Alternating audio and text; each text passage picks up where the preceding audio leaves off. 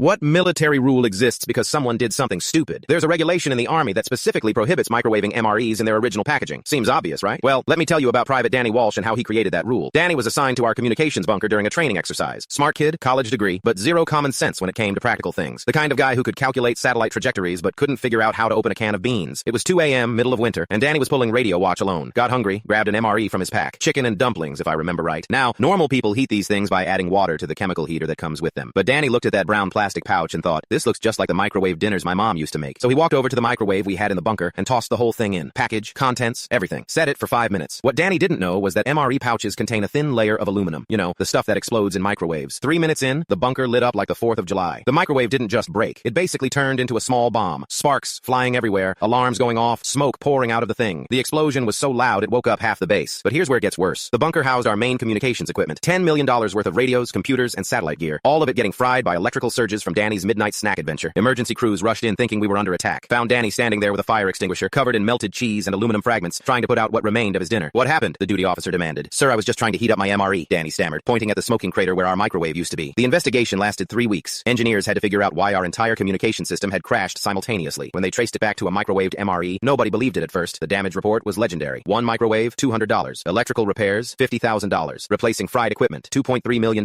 Training delay costs, another $500,000. All because one private thought aluminum belonged in a microwave. Danny got Article 15 punishment and had to pay a fine that basically took his entire paycheck for 6 months. But the real punishment came from his fellow soldiers. Everyone called him Microwave for the rest of his enlistment. Within a month, new regulations appeared in every military dining facility. Signs everywhere. Do not microwave MREs in original packaging. Complete with pictures showing exactly what not to do. The training manual got updated too. An entire section dedicated to proper MRE heating procedures. Danny's incident became a case study taught to every new recruit entering the service. But the story doesn't end there. 6 months later, another soldier at a different base tried the exact same thing. Apparently, he'd never seen the new regulations. Same result, destroyed microwave, damaged equipment, very angry chain of command. That's when the military got serious. They started printing the warning directly on MRE packages. Big red letters. Remove from pouch before heating. Danny's stupidity literally became part of the product design. The manufacturers weren't happy about the extra printing costs. They sent a bill to the Department of Defense for redesigning millions of meal packages. The Army paid it without question, figuring it was cheaper than replacing more communication equipment. Danny eventually became a running joke throughout the entire military. His name appeared in safety briefings, training videos, and orientation materials. New soldiers would ask, "Who's this Danny guy?" and get the whole story. He finished his enlistment and got out. Last I heard, he was working as a software engineer somewhere in California, probably making good money, but forever immortalized as the guy who turned dinner into a disaster. The microwave rule still exists today, 20 years later. Every military base, every ship, every deployment location has the same signs Danny's incident created. His 5-minute mistake became permanent military doctrine. Sometimes I wonder if Danny knows he's famous throughout the entire U.S. military. Probably not in the way he'd want to be remembered, but famous nonetheless. That's how military regulations work. One person does something incredibly stupid, causes massive damage, and suddenly there's a rule preventing anyone else from making the same mistake. Danny's legacy lives on in every mess hall microwave warning sign.